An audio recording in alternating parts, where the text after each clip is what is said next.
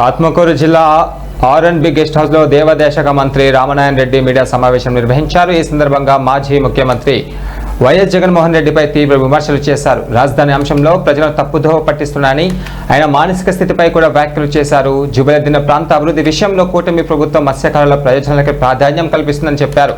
మొత్తం 950 మీటర్లలో కేవలం 150 మీటర్లు మాత్రమే సాగర్ డిఫెన్స్ కు ఇవ్వనున్నామని, మిగతా ప్రాంతం మత్స్యకారులకేనని స్పష్టం చేశారు.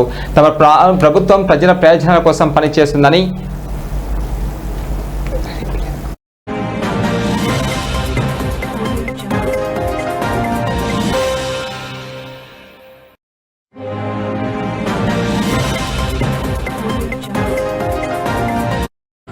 జన్మదిన శుభాకాంక్షల్ని నివాళుల్ని అర్పిస్తున్న డాక్టర్ బిఆర్ అంబేద్కర్ గారు చేసినటువంటి కృషి, ఆయన రచించిన రాజ్యాంగం 135వ జన్మదినంలో మళ్ళీ స్మరించుకునే అవకాశం మనకు రావడం అత్యంత అరుదైనటువంటి విషయం.